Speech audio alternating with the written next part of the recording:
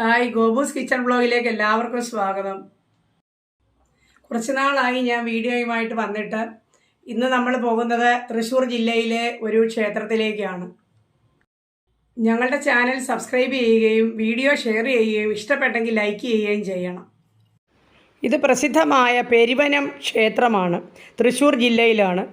അവിടെ കാണുന്നത് മാടത്തിലപ്പൻ എന്ന മഹാദേവൻ്റെ പ്രതിഷ്ഠയാണ്. വിദൂര ദൃശ്യമാണ് കണ്ടത്. ഇതാണ് മാടത്തിലപ്പൻ. അവിടെ കയറി ഇന്ന് നമുക്ക് തൊഴാം.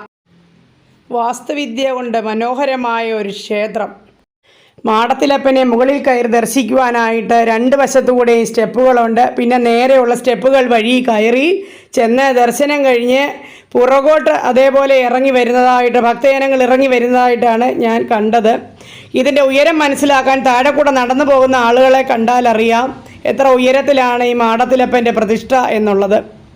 ഈ ക്ഷേത്രം തന്നെ വളരെ പുരാതനമായൊരു ക്ഷേത്രമാണ്.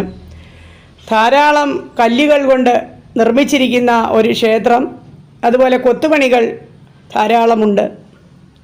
ഇതെല്ലാം കണ്ട് തൊഴുവാനും ഇവിടെ വന്ന് ഭഗവാന്റെ ദർശനം നടത്തുവാനും ഇതെല്ലാം കാണുവാനും പറ്റിയല്ലോ എന്നൊരു സന്തോഷം എനിക്കുണ്ട്.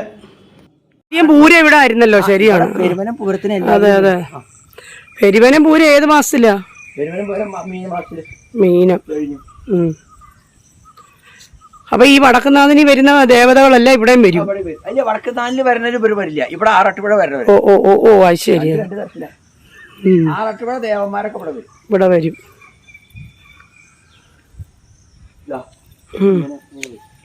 നല്ല രസമുണ്ട്. കോമ്പൗണ്ട് എന്താ അല്ലേ, എത്ര പച്ചപ്പ. അത് മെയിൻറ്റെയിൻ ചെയ്യുന്നുണ്ട് നല്ലതായിട്ട്.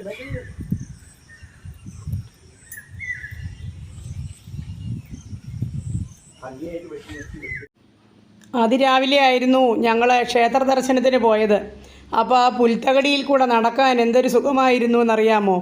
ഒരു ചെറിയ ഈർപ്പവും മഞ്ഞിൻ്റെ ഈർപ്പവും പിന്നെ നല്ല ശുദ്ധവായു അല്ലേ, പൊല്യൂഷനൊന്നും ഇല്ലല്ലോ.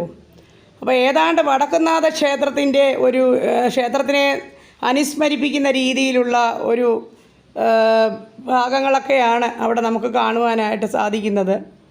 അതതിൻ്റെ ഫ്രണ്ട്, അതായത് മുൻവശത്തെ ആ ഗോപുരവും ഒക്കെ അതുപോലെ തന്നെയാണ്. പ്രശാന്ത സുന്ദരമായ ഒരു അന്തരീക്ഷം. അത് കിളികളുടെ ശബ്ദങ്ങളും ഒക്കെ ആയിട്ട് നമുക്ക് അവിടെ ചെന്ന് കഴിഞ്ഞാൽ അവിടുന്ന് പോരാൻ തോന്നുകയില്ല. സത്യം പറഞ്ഞു കഴിഞ്ഞാൽ അത്രയ്ക്ക് നൊസ്റ്റാൾജിക് ഇഫക്റ്റാണ് ആ ക്ഷേത്ര പരിസരം നമുക്ക് നൽകുന്നത്. പെരുവനം പൂരം നടക്കുന്ന പെരുവനം നടവഴിയാണ് ഇത്. ഇതിന് രണ്ട് വശങ്ങളിലായിട്ട് പണ്ട് കാലത്ത് തമ്പ്രാക്കന്മാർ ഇരുന്ന് പൂരം വീക്ഷിക്കാനുള്ള സ്ഥലങ്ങളൊക്കെ ഉണ്ട്. അപ്പോൾ ഇതിനെക്കുറിച്ചുള്ള ഡീറ്റെയിൽസ് എല്ലാം എൻ്റെ അമ്മാവൻ ഇപ്പോൾ നൽകും. ഇവിടെ അല്ലേ പൂരം നടക്കണം. 7 ആനയ്ക്കേ നിൽക്കാൻ പറ്റുള്ളൂ.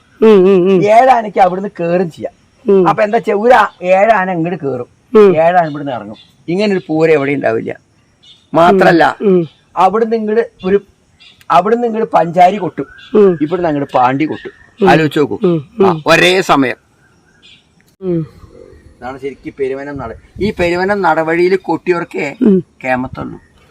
ഈ പെരുവനം നടവഴിയിലാണ് ആദ്യത്തെ ആനയുടെ എല്ലാം നെറ്റിപ്പട്ടം, കൊട, വെഞ്ചാമരം, എല്ലാതും നമ്മുടെ കോലം എല്ലാം ഉണ്ടാക്കിയതും ആദ്യം അണിയിച്ചതും ആനയെ അണിയിച്ചതും ആനയെ എഴുന്നള്ളിച്ചതും ഈ നടവഴിയിലാണ്. ഈ നടവഴിയിൽ നിന്നാണ് കൊട്ടി കൊമ്പ്, കുഴല്, ചെണ്ട എല്ലാം തന്നെ പ്രമാണിത്തം കിട്ടണത് ഇവിടെ കൊട്ടിയാൽ മാത്രമേ കിട്ടുള്ളൂ. അതാണ് നിയമപ്രകാരം. ഊരത്ത മുതലോടി, ചേർപ്പ് ഭഗവതി, പിന്നെ ഒരു ശിവൻ, അയ്യപ്പൻ, ഇവർ 3 ആൾക്കാണ് അവകാശം. ക്ഷേത്ര ദർശനം കഴിഞ്ഞ് വളരെ സന്തോഷത്തോടു കൂടി സായുജ്യത്തോടു കൂടി ഞാൻ അമ്മാവനോടൊപ്പം ക്ഷേത്രത്തിൽ നിന്ന് പുറത്തേക്ക് വന്നു. പുറത്തു ഭാഗത്തെ ഗോപുരം കണ്ടു കഴിഞ്ഞാൽ വടക്കുന്നാഥ ക്ഷേത്രത്തിൻ്റെ ഒരു ചെറിയ പതിപ്പ് തന്നെയാണ്. ഈ ക്ഷേത്രം പുരാവസ്തു വകുപ്പിൻ്റെ നിയന്ത്രണത്തിലാണ്. അതിൻ്റെ ചുറ്റിനും 3 കിലോമീറ്റർ ചുറ്റളവിൽ കൺസ്ട്രക്ഷൻസ് അനുവദനീയമല്ല. അവരുടെ ബോർഡുകൾ നമുക്കിവിടെ കാണാം.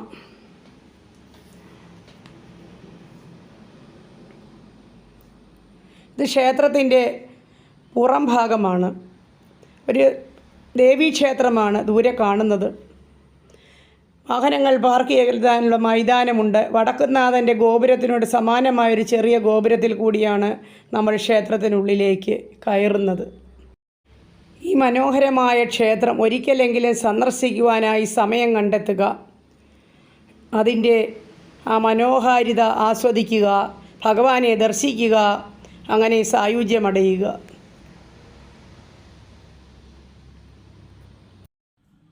ഇനി ഒരു വീഡിയോയുമായിട്ട് എത്രയും പെട്ടെന്ന് കാണാം.